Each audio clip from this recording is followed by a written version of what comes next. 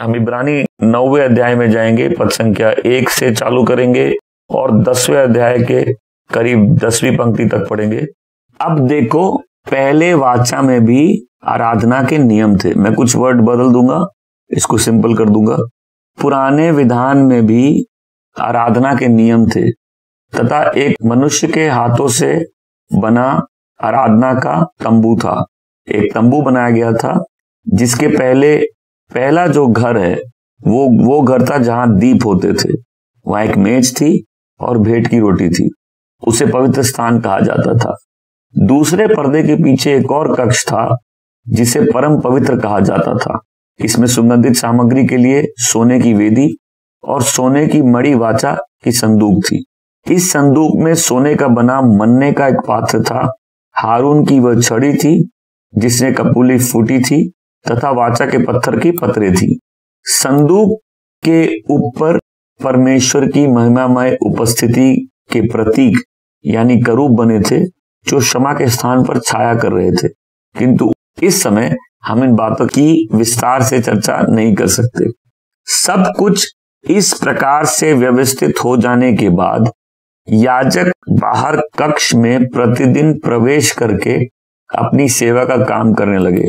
किंतु भीतरी कक्ष में केवल प्रमुख याजक ही प्रवेश करता था। मतलब जो सबसे अंदर स्थान है, अति पवित्र स्थान, वहां केवल महायाजक साल में एक बार प्रवेश करता था, वो भी साल में एक बार। वह बिना उस लहू के कभी प्रवेश नहीं करता था जिसे वह स्वयं अपने द्वारा और लोगों के द्वारा अनजाने में किए गए पापों के लिए भेंट चढ़ाता था। इसके द्वारा पवित्र आत्मा ये दर्शाया करता था कि जब तक अभी पहले तंबू खड़ा हुआ है तब तक परम पवित्र स्थान का मार्ग उजागर नहीं हो पाता। यह आज के युग के लिए एक प्रतीक है जो दर्शाता है कि वह भेंटें और बलिदान जिन्हें अर्पित किया जा रहा है उपासना करने वालों की चेतना को शुद्ध नहीं कर सकता। इसको आप अंडरलाइन कर लेंगे।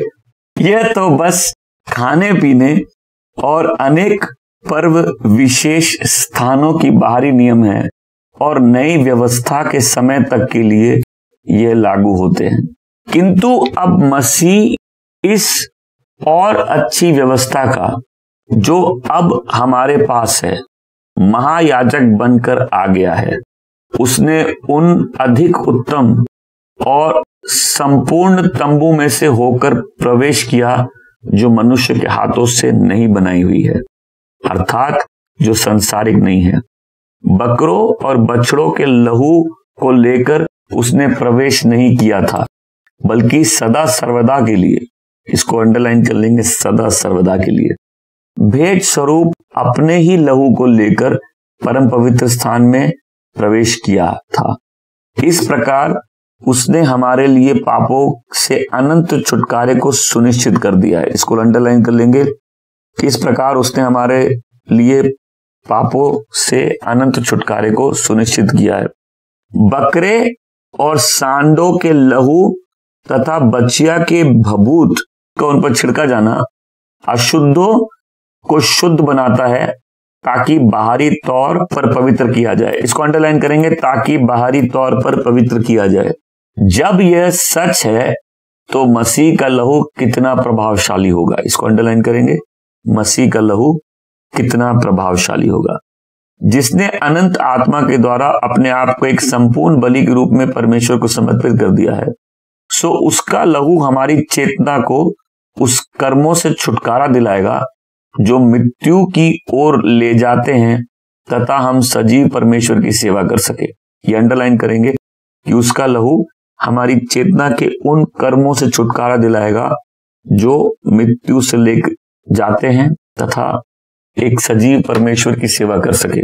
इसी कारण से मसीह ने एक नई वाचा का मध्यस्थ बना ताकि जिन्हें बुलाया गया है वो उत्तराधिकार का अनंत आशीर्वाद पा सके जिसकी परमेश्वर ने प्रतिज्ञा की थी। उत्तराधिकार का अनंत आशीर्वाद को अंडरलाइन कर देंगे। अब देखो, पहले वाचा के अधीन किए गए पापों से उन्हें मुक्त कराने के लिए फिरौती के रूप में वह अपने प्राण दे चुका है।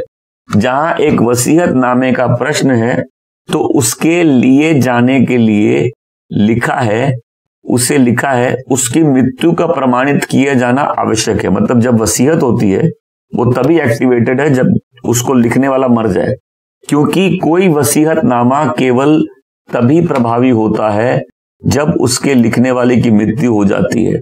जब तक उसका लिखने वाला जीवित है वो कभी प्रभावी नहीं होती। इसलिए पहली वाचा भी बिना एक मृत्यु और लहू के गिराए गए कार्यान्वित नहीं किया गया।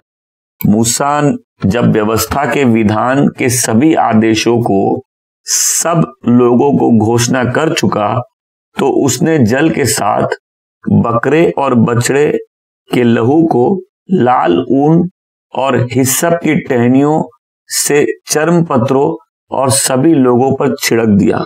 उसने कहा, यह इस वाचा का लहू है परमेश्वर ने जिसके पालन की तुम्हें आज्ञा दी है। उसने इसी प्रकार तंबू और उपासना उत्सवों के काम आने वाले हर वस्तु पर लहू छिड़का था। वास्तव में व्यवस्था चाहती है कि प्राय हर वस्तु को लहू से शुद्ध किया जाए और बिना लहू के क्षमा नहीं है। 22वीं पंक्ति को अंडरलाइन कर लेंगे। तो फिर यह आवश्यक है कि वे वस्तुएं जो स्वर्ग की प्रतिकृति हैं उन्हें परमेश्वर के बलिदानों से शुद्ध किया जाए, किंतु स्वर्ग की वस्तुएं तो उनमें भी उत्तम बलिदानों से शुद्ध किए जाने की अपेक्षा करती हैं। मसीह ने मनुष्य के हाथों के बने परम पवित्र स्थान में, जो सच्चे परम पवित्र स्थान की एक प्रतिकृति मात्र है, प्रवेश नहीं किया।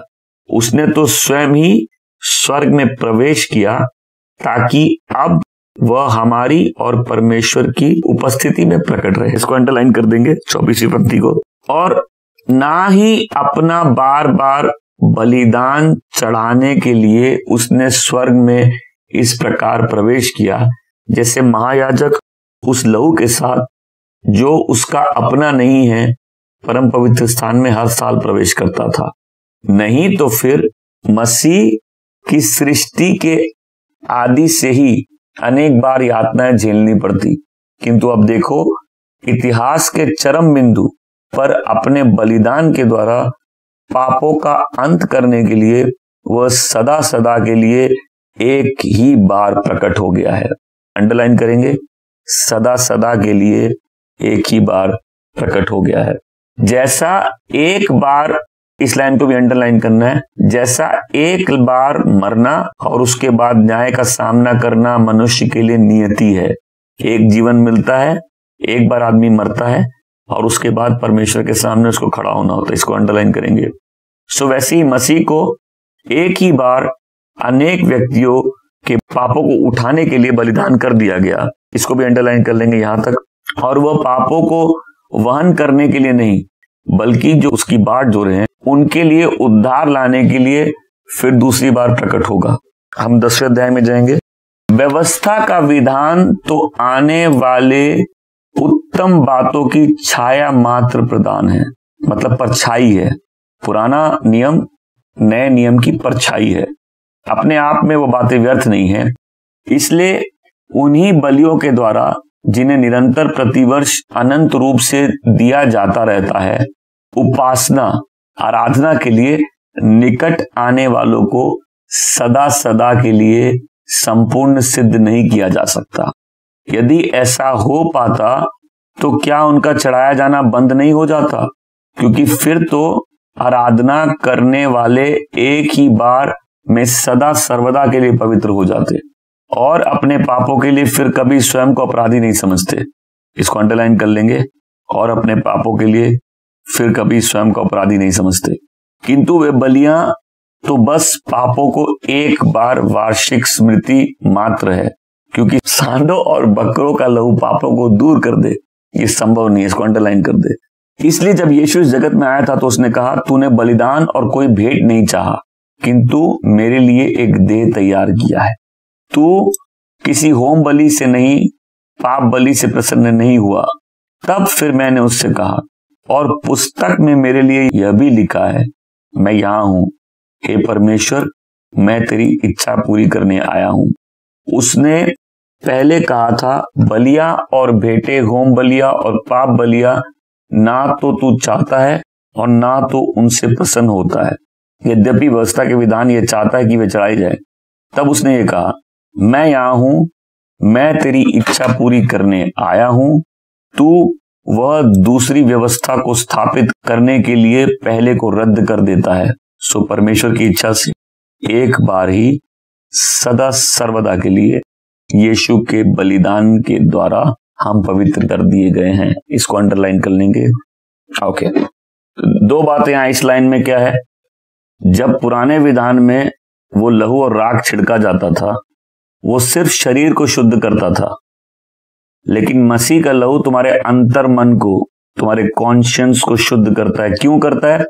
ताकि तुम परमेश्वर के सामने खड़े हो सको। तो जो वर्सेस मैंने अंडरलाइन कराए हैं उन पार्ट्स को मैं फोकस करके आज समझाना चाहता हूं और आज लहू का सामर्थ बताना चाहता हूं। मेरी दुआ है कि आप जब वचन सुनेंगे आपकी समझ खुले, आपके जीने का तरीका बदल जाए।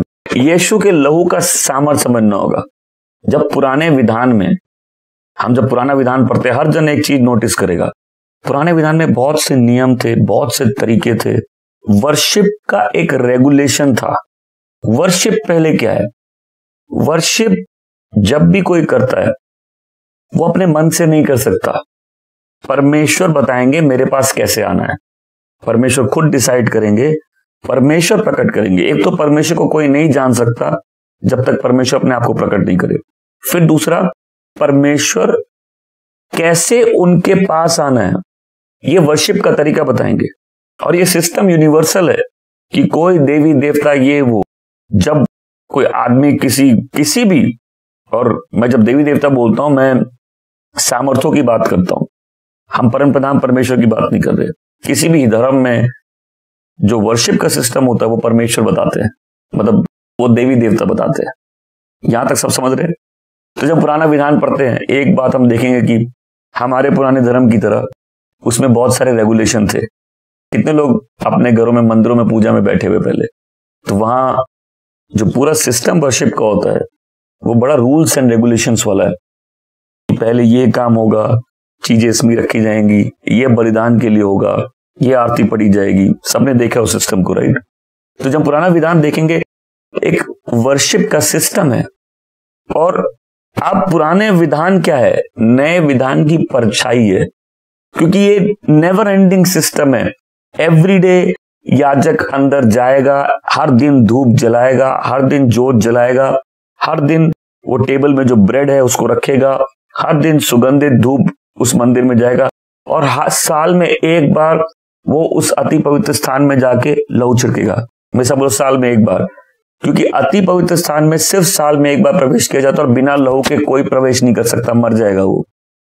और उस महायाजक के पांव में भी रस्सी बांधी जाती थी कि अगर वो कहीं प्रभु की उपस्थिति में बेहोश हो जाए तो उसको खींच के बाहर निकाला जा सकता है, उसको लेने कोई अंदर नहीं जाए।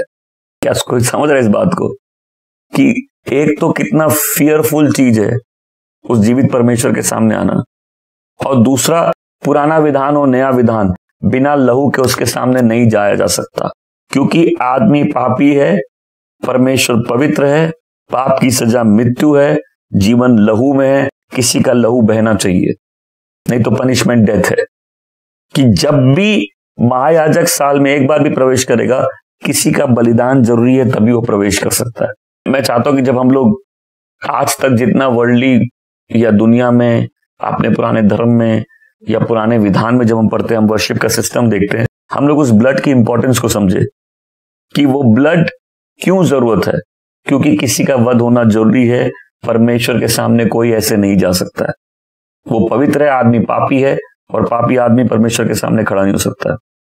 लेकिन पुराने विधान का जो सिस्टम था ये पृथ्वी के लिए पवित्रता का सिस्टम था, कि जब एक आराधक आता है तो ये सारी रीतियां उसके अंतर्मन को शुद्ध नहीं करती, सिर्फ उसके शरीर को शुद्ध करती है।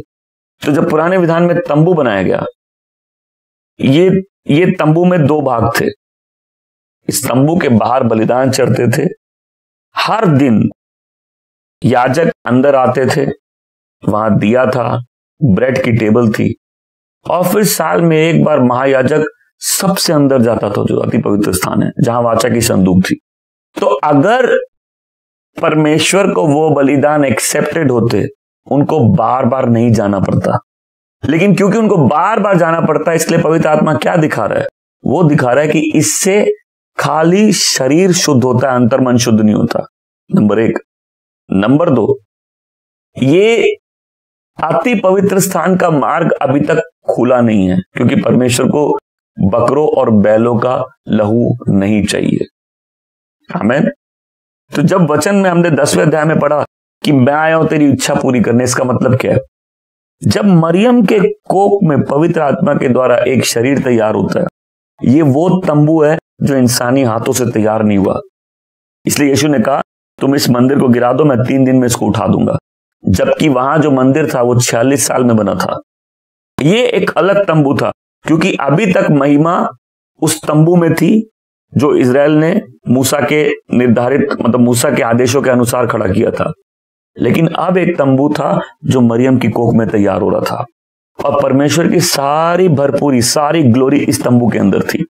वचन कहता है कोलोसियों 2:9 में, यीशु में परमेश्वर की सारी भरपूरी है। तो जो परमेश्वर की ग्लोरी है, पुराने विधान में हम देखेंगे वो ग्लोरी का स्थान क्या था? तंबू के अंदर जो संदूक जहां पड़ी थी, वो साइन था कि गॉड की ग्लोरी यहां है। लेकिन उस ग्लोरी को एक्सेस करने के लिए हर साल एक बार महायाजक को जाना पड़ता था, और वो जो लहू लेके जा रहा था उसका अपना लहू नहीं था, बछड़ों का और बैलों का लहू था, जो उसके लिए भी था और उनके लिए भी था जिनको वो शुद्ध कर रहा है। लेकिन वो शरीर को शुद्ध करता है, अंतर्मन को नहीं। और दूसरी बार बार बार याद दिलाता है कि तुम पापी हो। ऐसा बोलो, बार बार याद दिलाता है कि तुम पापी हो। उनके अंतर्मन में बार बार यही स्मरण था, हम पापी हैं। तो बार बार प्रवेश करने के लिए एक बलिदान की जरूरत पड़ती थी।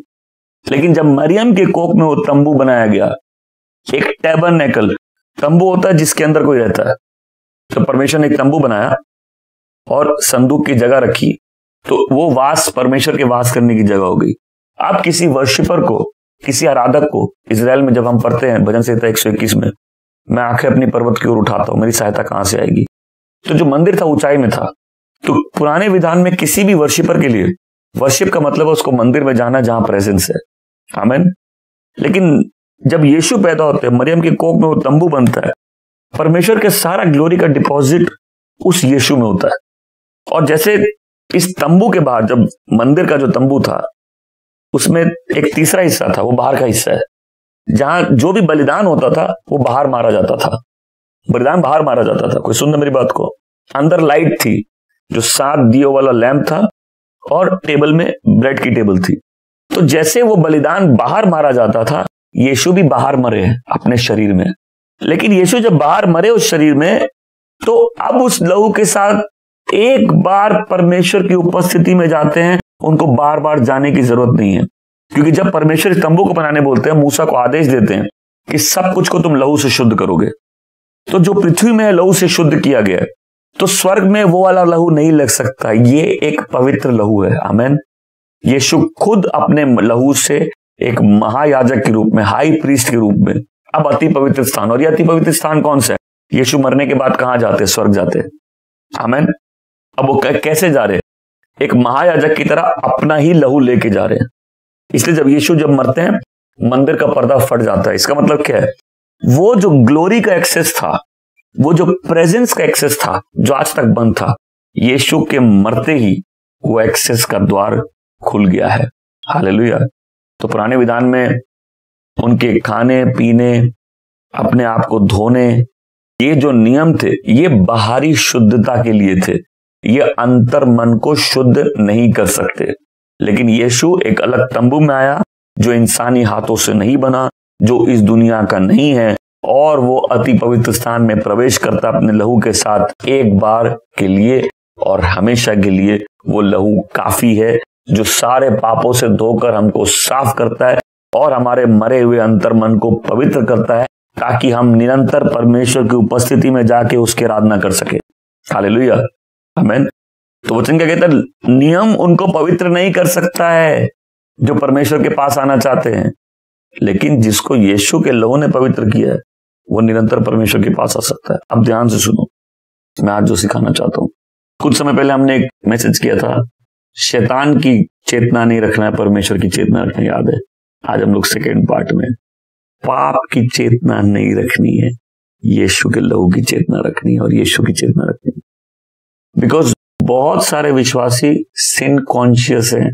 और ये कौन विश्वासी है जो पाप की चेतना रखते हैं? जिनका पूरा ध्यान अपने पापपूर्ण स्वभाव पर है।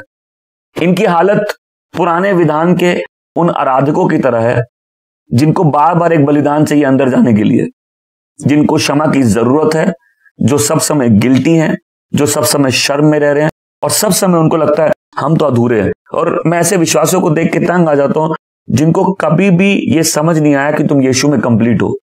ये गिल्ट से भरे हुए हैं, ये शेम से भरे हुए हैं, और ये दिखाता है कि तुमको समझ नहीं है कौन से लहू से तुम धोए गए हो। क्योंकि जब महायाजक हर साल लहू चढ़ाता है, वो हर वर्शिपर को बार बार याद दिलाया जाता है कि तुम पापी हो, लॉ बोल रहा है तुम सिनर हो, तुम काफी नहीं हो, तुम परमेश्वर के सामने खड़े नहीं हो सकते। इसलिए इजराइल उस पहाड़ पर चढ़ने से डर रहा था, वो मर जाएंगे, वो कांप रहे थे जहां परमेश्वर उपस्थित होते। लेकिन वचन कहता है हम सियोन आए हैं, हम जायन में आए हैं। कितने विश्वासी है जिनको सिर्फ पाप की चेतना, गिल्ट है, हम अधूरे हैं, हमसे हो, हम तुम्हारे हो ना सके, ऐसे उनके थॉट प्रोसेस ही ऐसा है। इसीलिए उनकी लाइफ में कोई जॉय नहीं है। उनको खाली एक ही प्रेयर आती, सीनर प्रेयर आती, प्रभु मैं पापी हूं, मुझे माफ करिए। और मैं चाहता हूं चर्च का माहौल हमेशा के लिए बदल जाए। आप आनंदित हो, आप परमेश्वर की उपस्थिति में नाचो, आपके गीत ग्लोरियस हो, प्रभु को महिमा दो, क्योंकि ये काम एक बार में कंप्लीट हो चुका है। इसमें और कोई परफेक्शन की जरूरत नहीं है। यीशु का लहू धो के मुझे परफेक्ट बनाता है ताकि हम परमेश्वर की उपस्थिति में निरंतर प्रवेश कर सके। हालेलुया। तो जो सिन कॉन्शियस होता है उसको बार बार इस चीज की चेतना है, हम पापी हैं, हमको क्षमा चाहिए, हम गिल्टी, हम दोषी हैं। और देखो जो जितने भी आज कलीसिया में लोग बैठे हैं, ये ऐसे जो भी लोग आज तक प्रभु में आगे नहीं बढ़े, खाली स्ट्रगल कर रहे हैं, तुम कभी अपने स्थान में प्रवेश ही नहीं करोगे क्योंकि तुम गिल्टी हो। शैतान तुम्हारा फायदा उठाएगा, तुम बार बार परमेश्वर को प्रसन्न करने के लिए कुछ करने की कोशिश करोगे। ये तुमको कभी समझ नहीं आएगा कि परमेश्वर यीशु से प्रसन्न है और तुम यीशु में हो, इसलिए परमेश्वर तुमसे प्रसन्न है। मैं अब ना रहा, मसीह मुझ में है। आमीन। देखो मैं चाहता हूं इस वॉर को समझो। वॉर ये है कि तुम्हारे अगल बगल जो भी व्यक्ति अंधेरे में है, जो तुमको ताड़ना देता है, जो तुमको तंग करता है, वो तुमको बार बार बोलेगा तुम गंदे व्यक्ति हो, तुम गंदे व्यक्ति हो, तुम गंदे व्यक्ति हो। कितने लोग बोलेंगे सच बात है। और क्योंकि तुम परमेश्वर के वचन को, इसलिए हमने क्या कहा, तेरे वचन में है राज ही, तू आंखें खोल मेरी, आंखें खोल मेरी, आंखें खोल मेरी मेरे खुदा। तो ये शैतान के इस ट्रिकरी को, इस डिसीट को, इस विकेडनेस को समझिए कि आपके अगल बगल के लोगों को इस्तेमाल करता है बार बार आपको बताने के लिए तुम लायक नहीं हो, तुम नालायक हो, तुम पापी हो, तुम दोषी हो। और कितने बिलीवर इसी कारण गिल्ट में जी रहे हैं, जबकि तुम्हारी लाइफ में कोई गिल्ट होना नहीं चाहिए। वो पुराने विधान के लोगों को बार बार, जब हर साल बार बार वो रिचुअल हो रहे हैं, एवरी डे वो रिचुअल हो रहे हैं, एवरी डे एवरी ईयर वो याजक जब जा रहा है, क्या याद दिला रहा है? वहां एक्सेस बंद है, उस ग्लोरी का एक्सेस बंद है, याद दिला रहा है कि तुम पापी हो। तो जो सिन कॉन्शियस बिलीवर होता है, उसका जो गिल्ट होता है, उसका जो दोष की भावना सब समय उसको सताती है। और जब तुमको दोष की भावना सताएगी, तुम प्रभु की उपस्थिति में नहीं बढ़ोगे, तुम अति पवित्र स्थान में प्रवेश नहीं करोगे, तुम ग्लोरी के रेल में नहीं प्रवेश करोगे। तुम्हारा ध्यान तब परमेश्वर पे नहीं है, अपनी कमजोरी पे है, अपनी निर्बलता पे है, अपनी कमी पे है। तुम्हारे गाने भी अच्छे नहीं होंगे। तुमको अगर गाना लिखने दे दो, यहां जितने लोग हैं, तो जो लोग का ध्यान अपने ऊपर है वो वैसे ही गाने लिखेंगे। मैं पापी हूं, मैं तेरे लिए जीऊंगा, मैं शुद्ध करूंगा, बस ऐसे ही गाने उनके होंगे। जब आपकी नजर परमेश्वर पर होगी, आपके सॉन्ग्स ग्लोरियस होंगे, रैप्चरस सॉन्ग होंगे। क्यों? आपका पूरा ध्यान प्रभु पे है।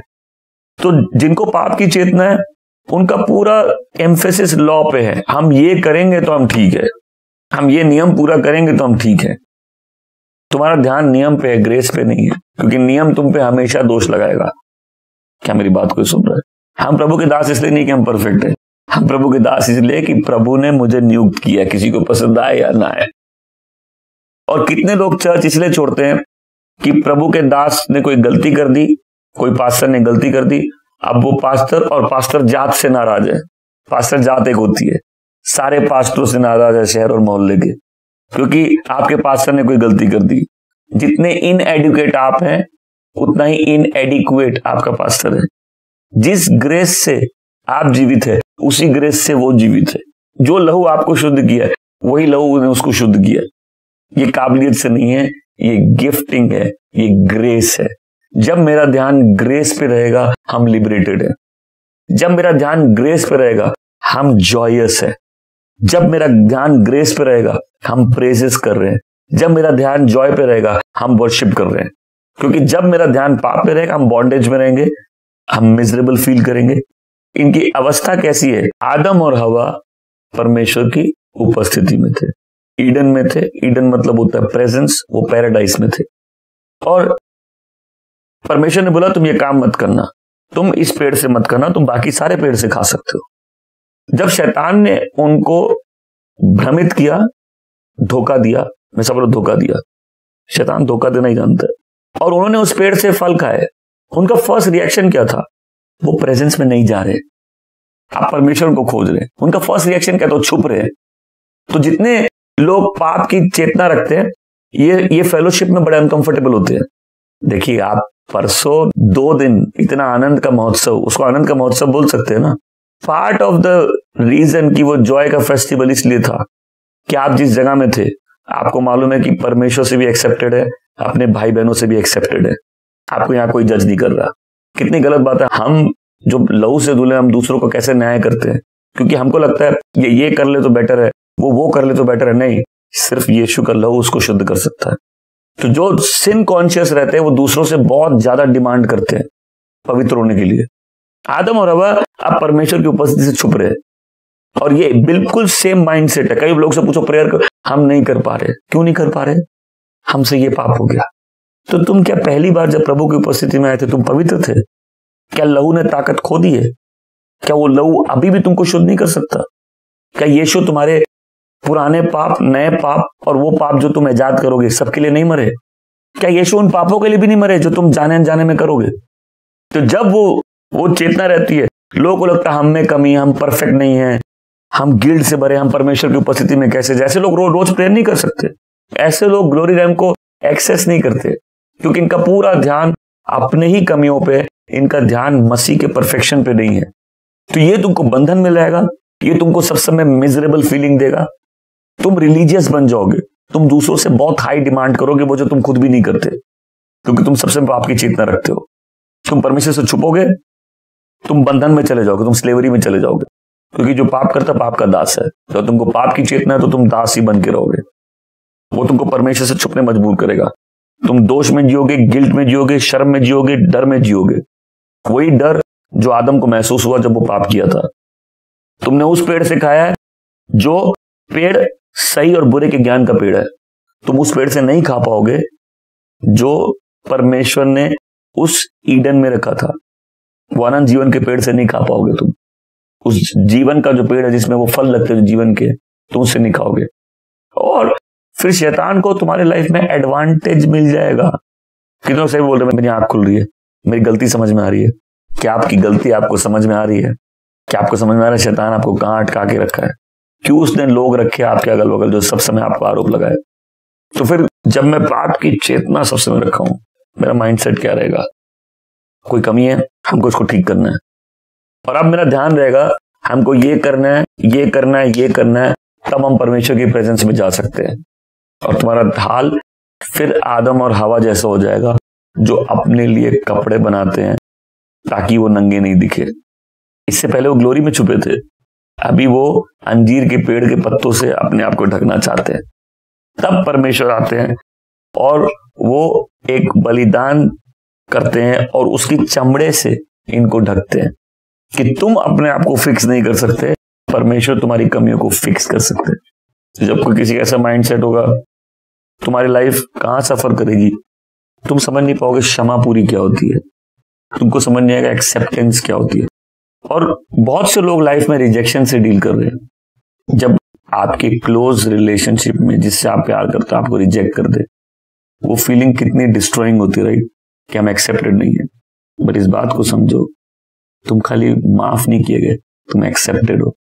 तुम परमेश्वर के बिलवड में एक्सेप्टेड हो, परमेश्वर के प्रेम में एक्सेप्टेड हो। और तुमको ये सेंस है हम पापी है नहीं, ये तुमको ये सेंस होना चाहिए हम लव्ड है, हम प्रोटेक्टेड है, हम ब्लेस्ड है, आमीन, हम वेलकम्ड है। ऐसा बोलो हम वेलकम्ड है। सो बहुत दुख की बात है जब तुम परमेश्वर की उपस्थिति में ना आ सको। वचन बोलता है हियाव के साथ आओ, कॉन्फिडेंस के साथ आओ, साहस के साथ आओ। जब तुमको नहीं समझ में आएगा कि ये फॉरगिवनेस कंप्लीट है, ये फॉरगिवनेस तुमको जस्टिफाई करती है, आमीन, और तुम जो सब समय दोष में रहते हो, आमीन, तुम्हारे जीवन के अनुभव अच्छे नहीं है लेकिन परमेश्वर अच्छे हैं। लोग तुमको माफ नहीं करेंगे, परमेश्वर कर देंगे। परमेश्वर तुमको खाली माफ भी नहीं किया, तुमको धर्मी ठहराया, तुमको पवित्र ठहराया। इसलिए वचन कहता है जब परमेश्वर मेरे साथ है तो मेरे विरुद्ध कौन होगा। जब परमेश्वर मुझे धर्मी ठहराए तो मुझ पर आरोप कौन लगाएगा, आमीन। तो जो विश्वासी परमेश्वर के सत्य में परिपक्व हैं, वो उनका ध्यान यीशु मसीह पे है। वो ग्लोरी रियल्म को एक्सेस करते हैं, वो पिता की उपस्थिति में आते हैं, वो हर बात में प्रार्थना करते हैं, वो प्रभु के प्रेजेंस में आनंदित रहते हैं। उनको जॉय, फॉरगिवनेस और एक्सेप्टेंस का आनंद मालूम है। और यदि हम इस पाप की चेतना में निरंतर जिएंगे तो इसके नेगेटिव कॉन्सिक्वेंसेस हैं। इस कारण से क्या होगा, सबसे पहले तुम यीशु मसीह में आजाद होकर नहीं जी पाओगे, आमीन। जिसको दास पाप की दासता से आजादी दे दी, वो बेटे की तरह फ्री होकर जी सकता है। तुम फल उत्पन्न कर सकते हो, तुम अच्छे काम कर सकते हो।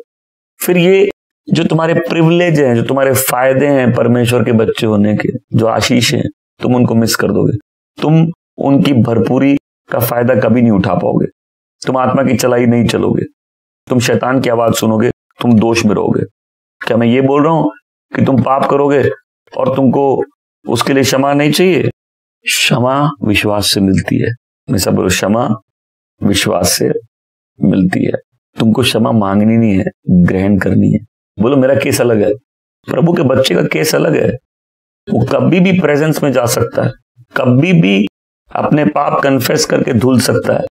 तो यदि हम पाप की चेतना रखेंगे, हम सब समय चिंता में जिएंगे, हम डर में जिएंगे, हम अपने उद्धार को भी डाउट करेंगे, सोचेंगे हम सही में सेव्ड हैं, क्या सही में परमेश्वर में से प्यार करते हैं।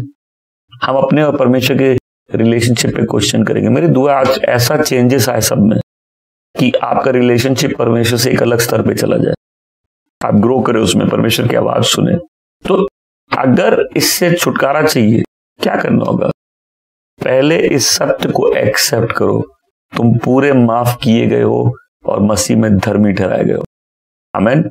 पूरे माफ कर दिए गए हो, मसीह में धर्मी ठहराए गए हो। फिर जब तुम धर्मी ठहराए गए हो तो तुम अपने पुराने जीवन पे क्यों मनन कर रहे हो, पुराने अस्तित्व पे क्यों मनन कर रहे हो?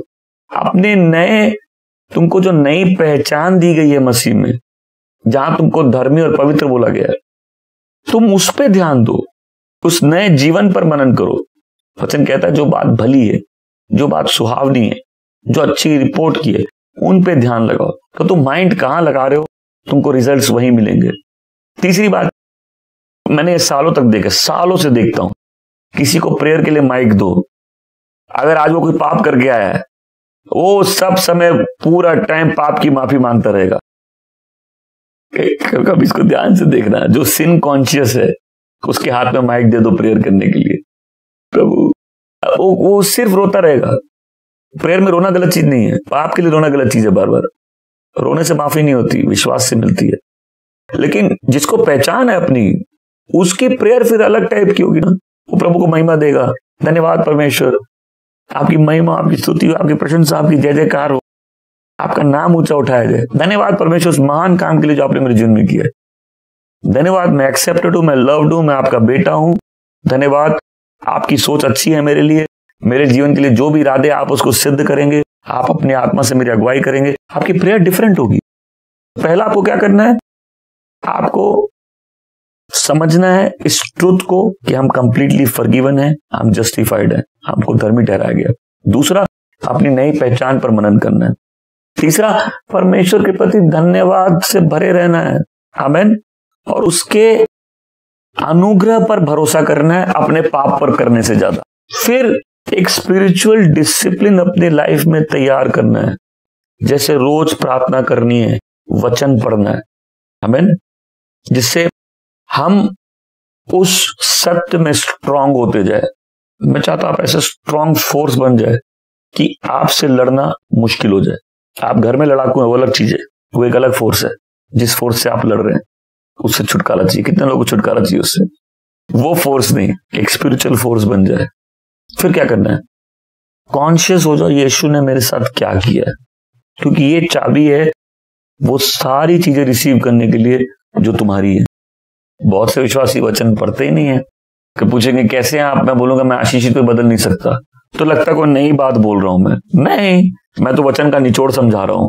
हम ब्लेस्ड है, ये चेंज नहीं हो सकता, क्योंकि यीशु मसीह एक बार उस लहू के साथ पिता की उपस्थिति में प्रवेश कर चुके हैं।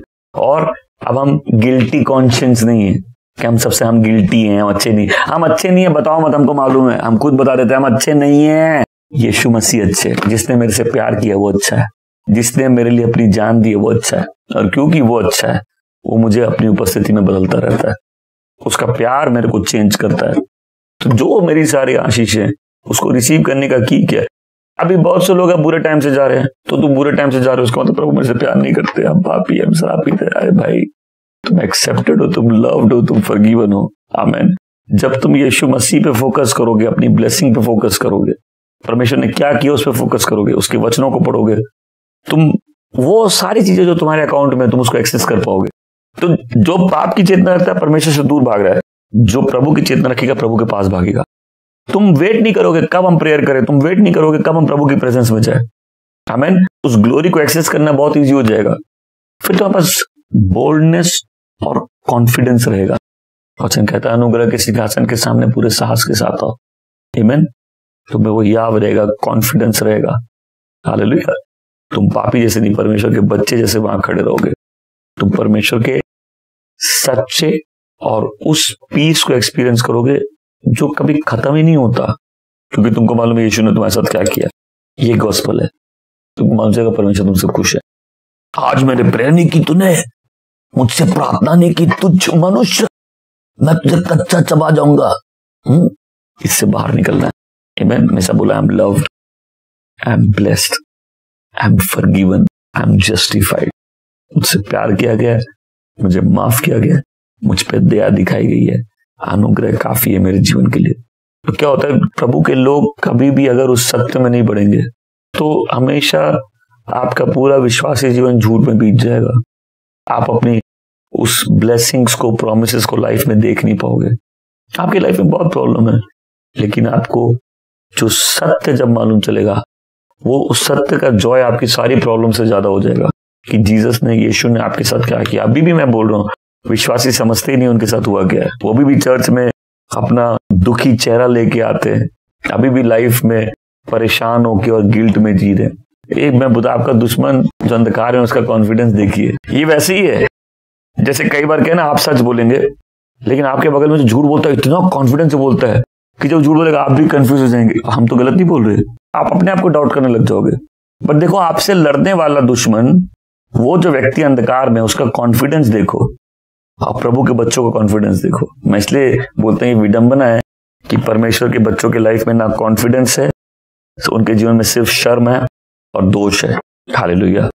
आप परमेश्वर के लास्टिंग पीस और जॉय को हमेशा एक्सपीरियंस कर सकते हैं अगर आपका ध्यान इस बात पे यीशु ने मेरे लिए क्या किया है।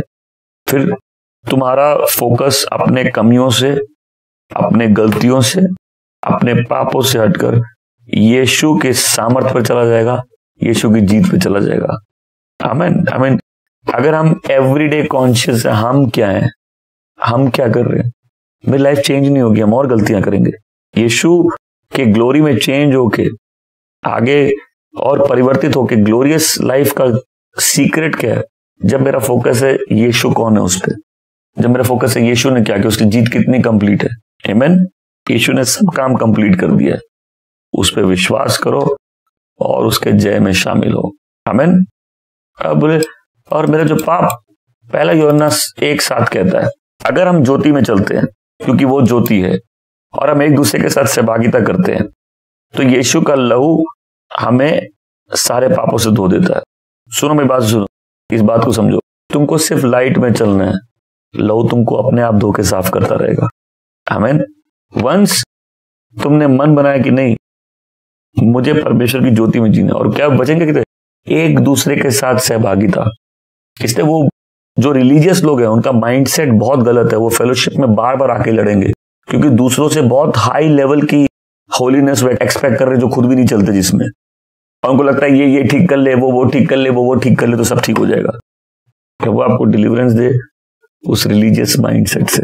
हम लोग सबका न्याय करते हैं, सबसे लड़ते हैं, ये अच्छा नहीं। और फेलोशिप में लड़ते हैं, चर्च में लड़ते हैं, क्योंकि अगर आप एक्सेप्टेड नहीं है तो आप सब पे क्वेश्चन करोगे ना। जब आपको समझ में हम एक्सेप्टेड हैं, इसलिए नहीं कि हम कुछ किए, इसलिए कि वो महायाजक, वो व्यक्ति, वो तंबू जो इंसानी हाथों से नहीं बना और इस संसार का नहीं है, जब वो तंबू गिरा तो परमेश्वर 3 दिन में उसको उठा दिए, क्योंकि वो जो लहू था वो किसी बछड़े का, बैल का लहू नहीं था, वो परमेश्वर के निष्पाप बेटे का, मेमने का लहू था। और वो लहू लेके बेटा पिता की उपस्थिति में प्रवेश कर चुका है। आमीन। और दोबारा किसी और लहू की जरूरत नहीं कि महायाजक हर साल अति पवित्र स्थान में लहू लेके प्रवेश करे। क्यों? क्योंकि इस रिचुअल से बाहरी शरीर साफ नहीं हुआ है, इस रिचुअल से मेरा अंतर्मन साफ हो गया, और जिसका अंतर्मन साफ हो गया है वो परमेश्वर की उपस्थिति में निसंकोच, बिना संकोच के जा सकता है। तो पाप की चेतना शैतान के हाथ में औजार है, हमारे हाथ से वो अधिकार छीनने का जो परमेश्वर ने हमको दिया है। आमीन। जब तुम समझोगे यीशु के लहू का क्या सामर्थ्य है तो तुम पाप की चेतना से मुक्त हो जाओगे। आमीन। और तुमको पुत्र की चेतना रहेगी, सिन की नहीं, सन की, पाप की नहीं, पुत्र की। आमीन। इसलिए क्षमा मांगो मत, ग्रहण करो। क्यों वो चीज मांग रहे जो तुम्हारी है? आमीन। ये क्षमा भी विश्वास से ग्रहण की जाती है। क्षमा मांगो मत, सिर्फ उसको ग्रहण करो। आमीन। इसलिए टेक्नोलॉजी है, मैं ऐसा बोला टेक्नोलॉजी। कितने लोगों को टेक्नोलॉजी देखना है? तो एक बहुत पावरफुल टेक्नोलॉजी है, उसको छोटे से डब्बे में पैक कर दिया है। अब ये टेक्नोलॉजी क्या है कि इजराइल को मालूम है कि मौत को भी ऊपर से जाना पड़ेगा जिस घर में रोटी तोड़ी गई है और लहू बहा है। ये टेक्नोलॉजी है कि एंजल्स तुम्हारे लिए लड़ेंगे। ये टेक्नोलॉजी है तुम लाइफ में डोमिनेट करोगे। ये पास ओवर टेक्नोलॉजी है। आमीन। ये रोटी तोड़ने से आती है, क्योंकि जिस घर में उस दिन रोटी तोड़ी गई और जिस घर में लहू लगाया गया उस घर के ऊपर से मृत्यु चली गई। ये मिस्ट्री है कम्युनियन की। आमीन। इसलिए वो घरों में जब मिलते थे वो रोटी तोड़ते थे। याजक का काम है रोटी तोड़े। मैं सब बोलो, याजक का काम है रोटी तोड़े। हालेलुया। इस लहू में सामर्थ है। आमीन। इसलिए मैं आज बोल रहा था कि जितने विश्वासी हैं जब मिलते हैं, जब हम यहाँ इकट्ठा होते हैं लॉर्ड्स डे, और मैं नहीं चाहता कि मैं आपके साथ थम्सअप के साथ, जैसे कई लोग थम्सअप लेते हैं बगल में, बोले प्रतीक है, इतना प्रतीक नहीं करना है, इतना नहीं, ज्यादा हो गया। मैं चाहता कि इस कम्युनियन का भले ये सिंबॉलिक है, हम लोग ऑनर करें। आमीन। जैसे बोलो टेक्नोलॉजी, आपके दुश्मन जो आपसे लड़ा उसको जाके दिखाओ, बोले ये टेक्नोलॉजी जानते हो, इस टेक्नोलॉजी से तुम्हारा नाश हो जाएगा। कितने लोग जानते हैं आपके दुश्मनों का नाश इस टेक्नोलॉजी से हो जाएगा? बोले मेरे पास अनंत जीवन की टेक्नोलॉजी है, मेरे पास वो लहू है जो बहाया गया है परमेश्वर के बेटे द्वारा। क्या है टेक्नोलॉजी? कि चेले जब मिलते थे वो घर घर रोटी तोड़ते थे। आमीन। तुम नहीं बोलोगे, लहू तुम्हारे लिए बोलेगा। आमीन। बोलो आज से हम नहीं बोलेंगे, परमेश्वर का लहू मेरे लिए बोलेगा। हालेलुया। मेरी दुआ है कि तुम ऐसे चेंज हो जाओ कि तुम्हारा पूरा फोकस परमेश्वर की ग्लोरी पे, तुम्हारी अपनी कमी पे नहीं है। और जब तुम लाइट पे चलोगे तुम धुल के साफ होते जाओगे, तुम्हारी फेलोशिप भी चेंज होती रहेगी। कितने लोग फेलोशिप में आते हैं दूसरों के लिए इतनी डिमांड्स रखते हैं, इतनी डिमांड्स रखते हैं कि तुम ये कर लो, तुम वो कर लो। नहीं, हम यीशु के लहू से धुल के साफ हुए। उस ग्रेस को सेलिब्रेट करना सीखो अपनी लाइफ में और एक दूसरे की लाइफ में। आमीन।